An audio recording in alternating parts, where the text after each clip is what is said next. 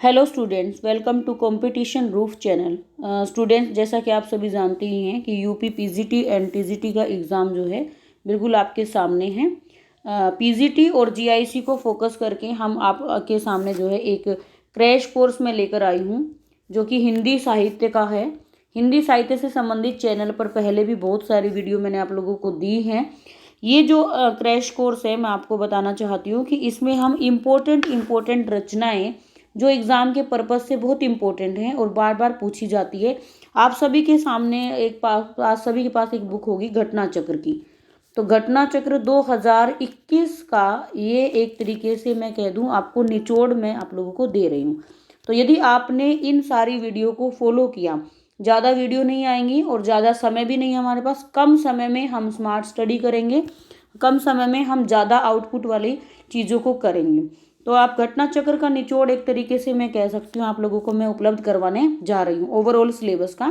तो आप वीडियो को पहले तो आप कंसंट्रेट हो जाइए, अपने दिमाग को शांत करके एकदम से पढ़ाई पर ले आइए, उसके बाद हम तैयारी शुरू करते हैं। मैं आपको गारंटी से कह सकती हूँ एग्ज़ाम में आपको इन वीडियो का बहुत अधिक लाभ होगा, इसलिए आप ध्यानपूर्वक वीडियो को सुनिए। और अगर आपको लगता है कि कुछ इंपॉर्टेंट चीज़ें हैं तो आप उनको नोट भी कर सकते हैं। चलिए ज़्यादा लेट ना करते हुए स्टार्ट कर लेते हैं। आज मैं भाषा खंड से आपके सामने कुछ महत्वपूर्ण तथ्य जो हैं, जो कि यहाँ से एक या दो प्रश्न तो रहता ही है। तो यूपी में आप सभी जानती हैं मेरिट बहुत जाती है। आपको भी पता है कि 125 क्वेश्चन में से कम आपके 115 या 117 तक आपके सही होने चाहिए। इवन पिछली बार तो जो है 119 पे पीजीटी में मेरिट चली गई थी। तो आपको एक एक नंबर के लिए यहाँ पर फाइट करनी पड़ रही है ना। तो अपने एक एक क्वेश्चन को ध्यानपूर्वक हमें करना है और एक एक पोर्शन को रिवीजन करना है। चलिए अब अभ्यास की तरफ बढ़ते हैं। भाषा खंड में सर्वप्रथम हिंदी की बोलियां। तो सबसे पहले 2016 में ये क्वेश्चन आया है कि हिंदी की बोलियां टोटल कितनी हैं, है ना। ये पीजीटी यूपी पीजीटी 2016 का मैंने पेपर भी उपलब्ध करवाया हुआ है चैनल पे, आप देख सकते हैं। उसमें ये क्वेश्चन पूछा गया था, हिंदी की कुल कितनी बोलियां हैं। 17 बोलियां हैं। ठीक है, अब हम बात करते हैं आगे बोलियों का वर्गीकरण किस प्रकार से किया गया है। सबसे पहले हम अपभ्रंश भाषा के आधार पर देखेंगे और फिर उपभाषा और फिर उसमें से निकलती है बोली। ठीक है, एक होती है भाषा, भाषा का छोटा रूप उपभाषा, उससे भी छोटा रूप बोली, है ना। तो इसमें भाषा में क्या होता है, विस्तार रूप से साहित्य मिलता है। उपभाषा में थोड़ा कम साहित्य होता है और बोली में लिखित साहित्य मिले ये आपको जरूरी नहीं है। चलिए, सबसे पहले आती है पश्चिमी हिंदी। तो पश्चिमी हिंदी में आपको ध्यान रखना है आकार बहुल और ओकार बहुल। ये क्वेश्चन कई बार आता है कि पश्चिमी हिंदी के अंतर्गत कौन कौन सी बोलियां आती हैं, है ना। तो इसमें एक आकार बहुल होती है, एक ओकार बहुल होती है। आकार बहुल में कोरवी, हरियाणवी और दक्कनी। हरियाणवी को हम बांगरू भी कहते हैं। ओकार बहुल में ब्रज भाषा, बुंदेली और कनौजी। देखिए आपसे क्वेश्चन कैसे आएगा कि पश्चिमी हिंदी में से कौन सी बोली नहीं है, तो आपको सारी याद रखनी है। तो पश्चिमी हिंदी में कौन कौन सी बोली है, कोरवी, हरियाणवी, दक्कनी, ब्रजभाषा, बुंदेली और कन्नौजी। ये सारी किस में आती है, पश्चिमी हिंदी में आती हैं। ठीक है, और देखिए ये मेन जो पॉइंट है, आपको इसको वर्गीकरण कैसे किया गया, ये सारी की सारी किससे निकली हुई है, शोर सैनी अपभ्रंश से ये निकली हुई हैं, है ना। शोर सैनी अपभ्रंश से ही पश्चिमी हिंदी निकली है, राजस्थानी निकली है और पहाड़ी निकली है। तो ये भी आपको ध्यान रखना है कि शोर सैनी से कौन कौन सी निकली है। तो ये चार्ट आप बहुत अपना माइंड में मैप में को स्थापित कर लीजिए एकदम, क्योंकि बहुत इंपॉर्टेंट है। शोर सैनी से पश्चिमी, राजस्थानी और कौन सी है, पहाड़ी। ठीक है, पश्चिमी हिंदी के अंतर्गत कौन सी बोली है, कोरवी, हरियाणवी, दक्कनी, ब्रज, बुंदेली, कन्नौजी। ओके, चलिए अब बढ़ते हैं राजस्थानी। राजस्थानी में ट वर्ग बाहुला होता है, मतलब ट वर्ग ज़्यादा प्रयोग किया जाता है राजस्थानी भाषा में। तो मारवाड़ी, जयपुरी, मेवाती और मालवी। ठीक है, और जयपुरी को हम ढूंढानी भी बोलते हैं, ये प्रश्न भी पूछा जा सकते हैं। फिर आती है पहाड़ी। पहाड़ी में दो इंपॉर्टेंट है, कुमायूनी और गढ़वाली, जो कि गढ़वाल एरिया की है, ये कुमाऊं क्षेत्र की है। ठीक है, चलिए अब आती है अर्धमागधी। पूर्वी हिंदी, आपसे क्वेश्चन कई बार ये पूछा जाता है, यूपी पीजीटी या टीजीटी या जीआईसी कहीं भी पूछा जा सकता है। पूर्वी हिंदी कहाँ से निकली है, अर्धमागधी अपभ्रंश से निकली है। पूर्वी हिंदी के अंतर्गत अवधी, बघेली, छत्तीसगढ़ी। आपको एक सांस में एकदम रट लेना है इसको मंत्र की तरह, है ना। अवधी, बघेली, छत्तीसगढ़ी, इस तरीके से आपको एक बार में याद करना है।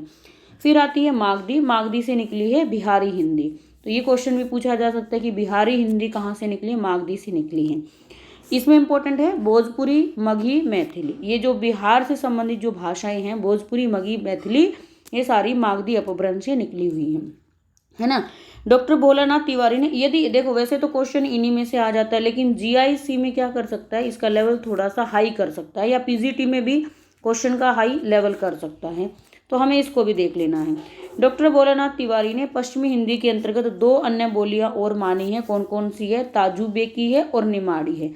ये फैक्ट आपको बहुत कम देखने को मिलेगा, पर फिर भी यूपी जो है कहीं से भी कोई क्वेश्चन आपसे पूछ सकता है ना। अब आते हैं कौन सी बोली का कौन सा क्षेत्र है, मतलब कौन से क्षेत्र में कौन सी बोली बोली जाती है। हमने ओकार बहुल और आकार बहुल 2 हमने पढ़ी थी। अब हम पहले करते हैं ओकार। ओकार बहुल क्या होती है, जिसमें हम जो है कुछ ओ शब्दों का प्रयोग ज़्यादा करते हैं, है ना। जैसे ब्रज भाषा कहाँ बोली जाती है, यूपी पीजीटी 2016 के क्वेश्चन में बोलियों का क्षेत्र जो है आपसे मैच करने के लिए दिया गया था, जिसमें आपसे मथुरा की बोली पूछा गया था कि मथुरा में कौन सी भाषा बोली जाती है, तो कौन सी बोली, ब्रज भाषा बोली जाती है ना। तो ब्रज भाषा कहाँ कहाँ बोली जाती है, मथुरा, आगरा, अलीगढ़, बरेली, बदायूं, एटा, मैनपुरी, गुड़गांवा, भरतपुर और करौली, यहाँ पर बोली जाती है ब्रज भाषा।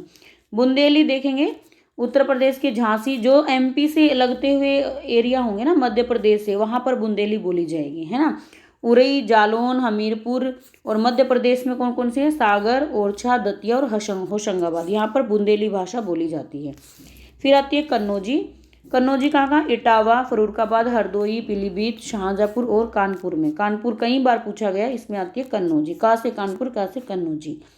मारवाड़ी तो सबको पता ही होगा, जोधपुर, अजमेर, किशनगढ़, जैसलमेर। और कुमायूनी, नैनीताल, अल्मोड़ा, पिथौरागढ़। तो नैनीताल के आपसे पूछ सकता है ना। गढ़वाल में टिहरी, गढ़वाल, चमोली, उत्तरकाशी, यहाँ पर गढ़वाली एरिया है, वहाँ पर बोली जाती है।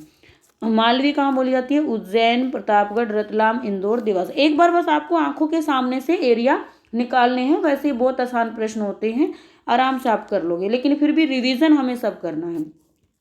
अब आती है आकार बहुला। आकार बहुला में हम देखेंगे सबसे पहले आकार बहुला कौन सी है, कोरवी है ना, हमने पढ़ा था ना 2-3, तो कोरवी है। कोरवी कहाँ कहाँ बोली जाती है, बिजनौर, रामपुर, मुरादाबाद, मेरठ, मुजफ्फरनगर और सहारनपुर, दिल्ली, गाजियाबाद। तो ये याद रखेंगे, बड़े बड़े शहर जो हैं, जैसे मेरठ हो गया, मुरादाबाद हो गया और बिजनौर हो गया, सहारनपुर, दिल्ली, गाजियाबाद, यहाँ पर आकार बोला यानी कि कोरवी बोली बोली जाती है ना। इन सबको याद रखेंगे। चलिए, ये हमसे इन्हीं में से लगभग क्वेश्चन अपना आ जाता है। चलिए अब आगे बढ़ते हैं। भारोपीय परिवार, आपको पता है भाषाओं के बहुत सारे परिवार हैं, जिनमें से भारोपीय परिवार भी एक महत्वपूर्ण परिवार है ना। ये मैं क्यों करवा रही हूँ, क्योंकि यहाँ पर जीआईसी 2017 से क्वेश्चन पूछा गया है, तो इसलिए आपको ये रिवीजन कर लेना है ना। भारोपीय परिवार में, भारोपीय परिवार को हम क्या क्या कहते हैं, इंडो जर्मनिक कहा जाता है, आर्य परिवार कहा जाता है और भारत हित्ती परिवार भी कहा जाता है। तो ये देखो, आपको आर्य परिवार भी हम भारोपीय परिवार को कहते हैं। भारोपीय परिवार में टोटल 10 शाखाएं हैं, जिन्हें ध्वनि के आधार पर शतम या सतम और केंतुम 2 वर्गों में बांटा जाता है ना। यहाँ पे सप्तम मतलब सप्तम वर्ग और केतुम वर्ग 2 वर्ग हैं, जो कि इस भाषा को डिवाइड करते हैं, बांटते हैं। तो पहले वर्ग में, सप्तम वर्ग में देखेंगे भारत ईरानी, बाल्टोस्लाविक, आर्मेनी, अल्बानी। केतुम वर्ग में जर्मनिक, केल्टिक, ग्रीक, तोखरी, हिटाइक और इटालिक। अब बात आती है कि आपसे क्वेश्चन कैसे पूछा गया था। तो क्वेश्चन आपसे पूछा गया था कि निम्न में से कौन सी भाषा भारत भारोपीय परिवार में आती है ना। तो वो आपसे ऑप्शन में दिया गया था केल्टिक। तो केल्टिक यहाँ पूछा जा चुका है, इसलिए आप लोगों को एक बार ये 10 भाषाएं, लगभग 14 हैं, इनको रिवीजन कर लेना है। अब आती है राजभाषा से संबंधित। ये तो बहुत ही आसान है, यहाँ से भी कभी कभी प्रश्न रह सकता है। हाँ, आप सभी को पता होगा कि हिंदी दिवस हम कब मनाते हैं, 14 सितंबर को, 14 सितंबर को हम मनाते हैं। तो हमारी राजभाषा जो है उसको ऑफिशियल लैंग्वेज का दर्जा कब मिला था, 14 सितंबर 1949 को मिला था। और भाषा से संबंधित हमारे पास कौन सा भाग है, भाग 17 है। आर्टिकल कहाँ से कहाँ तक है, अनुच्छेद है 343 से 351 तक, ठीक है, ये भी याद रखना है। भारतीय संविधान की 8वीं अनुसूची में, कौन सी अनुसूची में भाषाओं का वर्णन है, 8वीं में, ये भी याद रखना है। भाग कौन सा है, 17 है। आर्टिकल 300 से शुरू है। टोटल 22 भाषाओं को मान्यता दी गई थी, लेकिन अब बाद में और भी बढ़ा दी गई है। तो ये 22 भाषाएं आप देख सकते हैं। और बाद में क्या है, मूल संविधान में कितनी थी, मूल संविधान में टोटल 14 भाषाएं थी केवल, लेकिन धीरे धीरे जो है अमेंडमेंट के माध्यम से क्या कर दिया गया है, भाषाओं का बढ़ा दिया गया। तो आपको ये भी याद रखना, मूल संविधान में केवल 14 भाषाएं थी। सबसे पहले 21वां संविधान संशोधन हुआ है, ठीक है, तो उसमें सिंधी भाषा जोड़ी गई है, तो 15 भाषाएं होगी। फिर 71वें अधिनियम से 1992 में 3 भाषाओं को, तो आप ध्यान रखेंगे 71 में हमने भाषाओं में नमक जोड़ दिया। नमक कैसे, नेपाली, मणिपुरी, कोंकणी, ऐसे याद रखेंगे।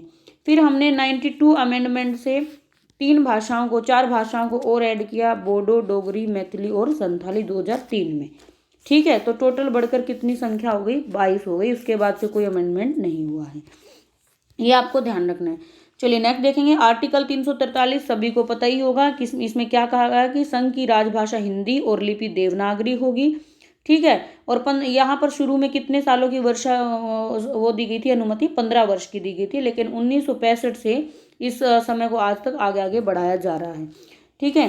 राजभाषा आयोग का गठन कौन से आर्टिकल में दिया गया, आर्टिकल 344 में दिया गया, जिसको कौन बनाता है, राष्ट्रपति 5 वर्ष के लिए इसका गठन करता है ना।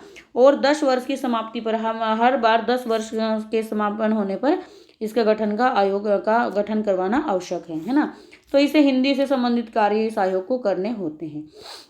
फिर आता है आर्टिकल 345, ये विधानमंडल, विधि और राज्य में इस्तेमाल होने वाली भाषाओं के संदर्भ में दिया गया है, ठीक है।